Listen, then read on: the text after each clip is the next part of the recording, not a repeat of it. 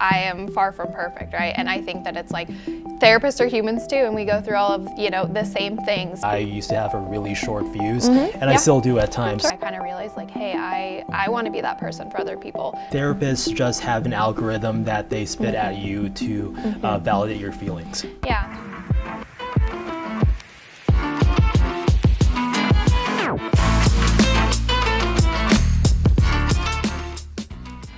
Do you have any goals or resolutions you're working on for 2025? I do. I have a big one actually. I haven't shared this with you, but I'm actually moving from solo practice to group practice. Oh, nice. Yeah, so that's kind of my goal is like get that going in 2025. Yeah. Yeah. I think you were just working on it the last time you spoke. Yeah. So that's cool. I've been doing this solo for like a year, and now I'm like, I just want to expand. So yeah, so that'll be a Nice. big goal. Yeah. All right, Kelsey Jimenez, welcome to Off Air, your source for no-nonsense news. It's been a while, right? Yeah.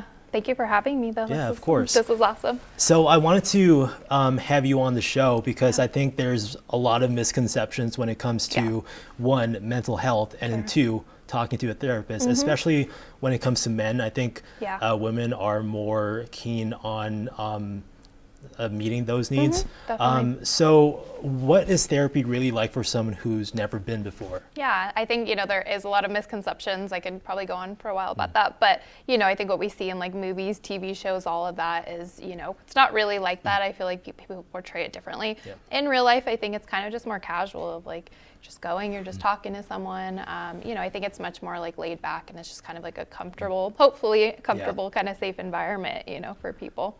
So what are some of the common misconceptions that people have about therapy, like for someone who's hesitating whether to go or not? Yeah, there's a lot I can think of. So, in terms of, I think people think therapy, you have to have like something really wrong, right? Or it has to be like a really serious problem. In reality, it's like I see clients for a range of things, and they can be, yes, they can be serious things. They can also be things like everyday stressors or wanting to just work on self-improvement or relationship dynamics. So it really doesn't have to be these serious or big things. I feel like personally, everyone can benefit in some way from therapy. So. And how did you get into it? When did you decide you wanted to be a licensed therapist? Yeah, so it was my personal experience that I've been through in my life. I had lost my mom when I was 17 from breast cancer.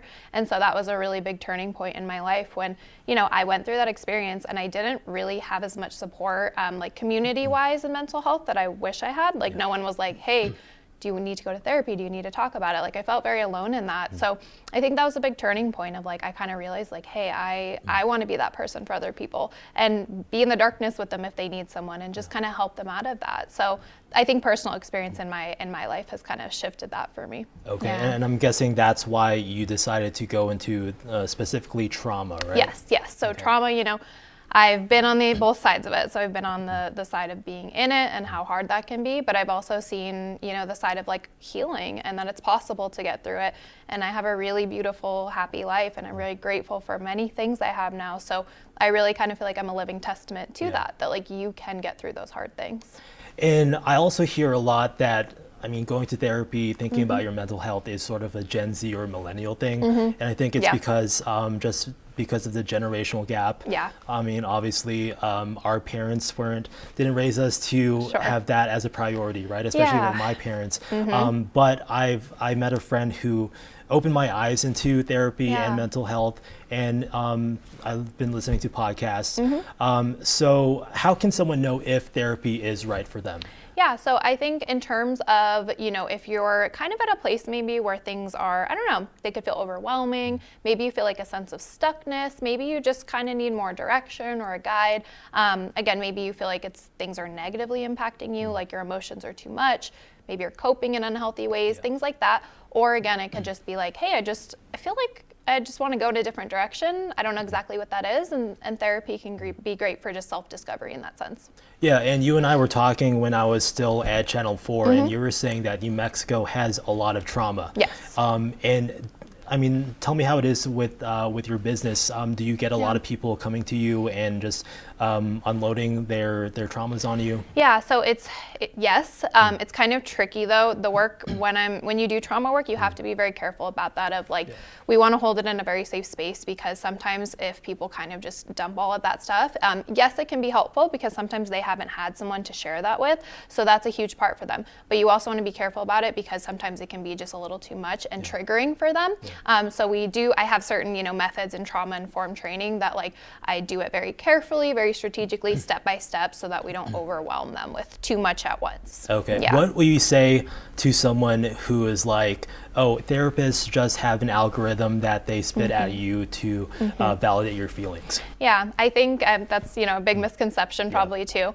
It's very, for me, like every single client I sit with, it's very personalized, it's very unique. I'm going off of, again, where you're at in your life with what you're bringing to me. And again, like we very much tailor that to what you need at that time. So I feel like it's, that's just a misconception. Yeah, I mean, just in my personal life, like I said, I've left my last station for about 4 months ago.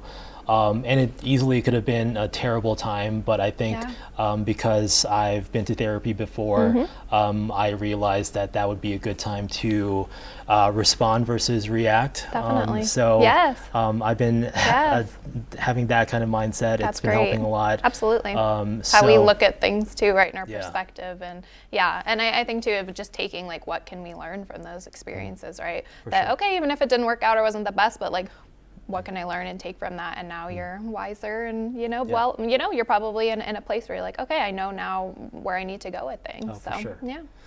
What age range are you looking at with your clients? Sure. So I specialize kind of in seeing typically on the younger side, but I see like 18 to like 30, 35-ish. I have a few 40, but I like to stick with that kind of younger range. I do feel like I just relate, better to younger people in that sense. I have a lot of those kind of shared experiences. So those are kind of typically the clients I'll look at. And I usually just do like individual clients. So no like couples or families or kids or anything. Okay. But when I expand, I do want to get some therapists that do work with children, couples, things like that. So, okay. Yeah. And switching gears now to mental health. So how would you define mental health and why is it so important for our overall well-being? Yeah, so I think I define it as, it encompasses a lot of things, but like our emotional well-being, psychological, it defines everything we do, right? So the behaviors we take, the actions, our decisions, just really everything. Yeah. So I feel like kind of if our mental health isn't there, it isn't as good as we want, it's going to just kind of have a snowball effect, right, of every other aspect of our lives. And I want to mention just people who suffer from anger management. I mean, I've been there myself. Sure. Like I used to have a really short fuse and I still do at times. Sure. So what kind of advice would you give for someone like that? Yeah, I think with anger, I kind of tell people that I see anger as sort of like an umbrella. So, right, the anger is the umbrella and underneath it's kind of, that's where we dig. So it's like, what's underneath the anger, right? There's usually a lot of like, maybe they're disappointed, sad, afraid, like whatever it is. So I would just kind of encourage people to kind of take a step deeper, because anger tends to be like a defense mechanism, right? It's easier to be angry than it sometimes is to be sad or frustrated or disappointed. So kind of just looking at that and reflecting, I would say.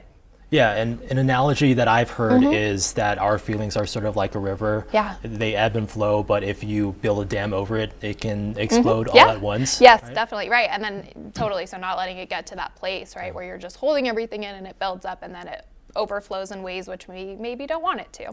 Yeah. So what are some early signs that someone might be struggling with their mental health? So again, I think it varies from person to person, but I would say in terms of things like, again, maybe on a daily basis, you're noticing you're functioning not as well because your emotions are maybe too overwhelming. Maybe you're struggling with anxiety, you can't sleep, maybe lack of motivation, things like that, just really stressed out. Maybe your relationships are kind of, you have a lot more conflict, things like that, arguments. So, it can look a lot of different ways. Yeah. And I think also people can have the misconception that therapists have it all, right? Because they're equipped with all these tools, that their lives are perfect. Yeah, far but from have you had any personal examples where you can point to? I mean, far from it. I think that, yes, like that misconception, but like I am far from perfect, right? And I think that it's like, therapists are humans too, and we go through all of, the same things, but I think it's that aspect of like, you also don't have to be totally healed or totally perfect to be able to help other people. I really pride myself though in doing my own work in therapy. So, I go see a therapist as well. And so that's a really important part, that like, I know that I've done my healing again. And so I'm in a place where I'm able to help clients with that. But I think we're all in that sense a work in progress, right? We're never fully done, So I think just being very aware of my own stuff and, being able to kind of take that in with clients of like, hey, I have my own stuff, but I can sit here with you.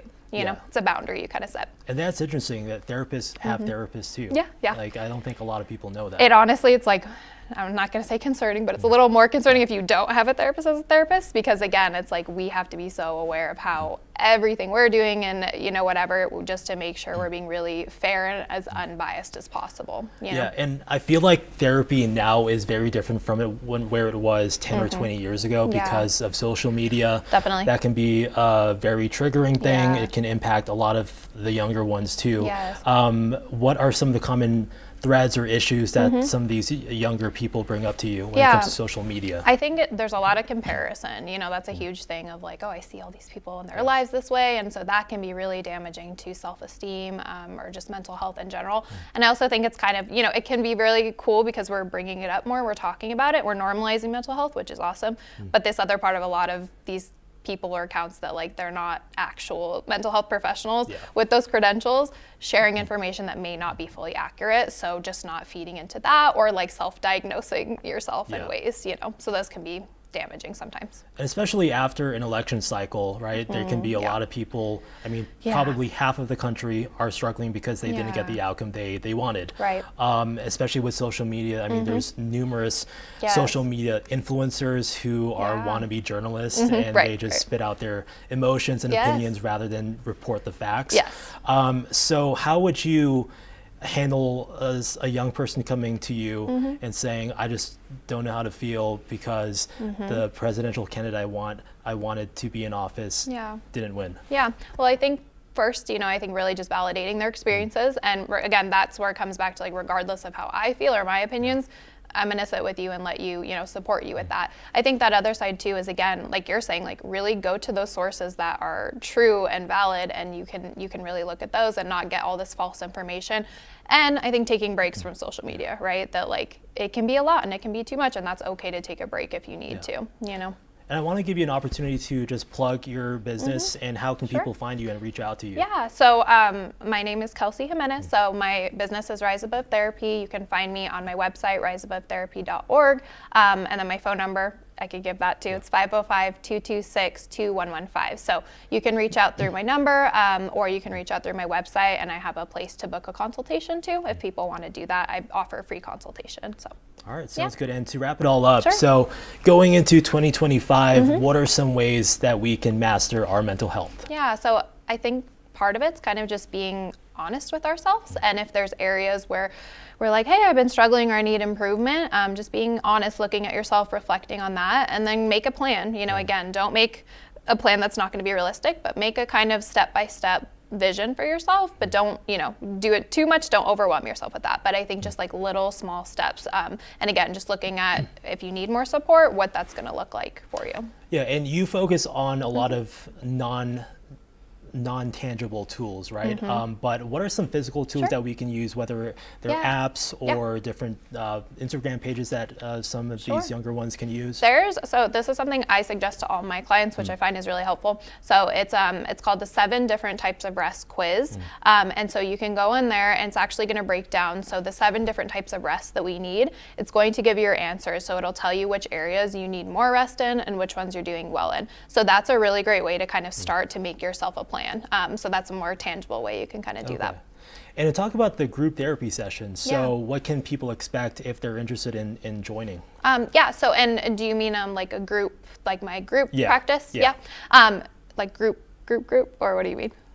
The one that you just started. Oh, I was talking about like moving into group therapy? Yeah. Oh, okay. So I'm not doing like group, but I'm saying like moving into a bigger group practice. So in terms of like, so hiring on like more clinicians and things like that. So that would be, again, like you may work with me or you may work with somebody else, like another clinician that I would bring on. But they would all be like just individual sessions for now. Okay. What made you decide to get into that? A few things. I think freedom, more freedom for my time, my family, things like that. but also to have a bigger reach to the community and be able to help more people with kind of the knowledge that I do have.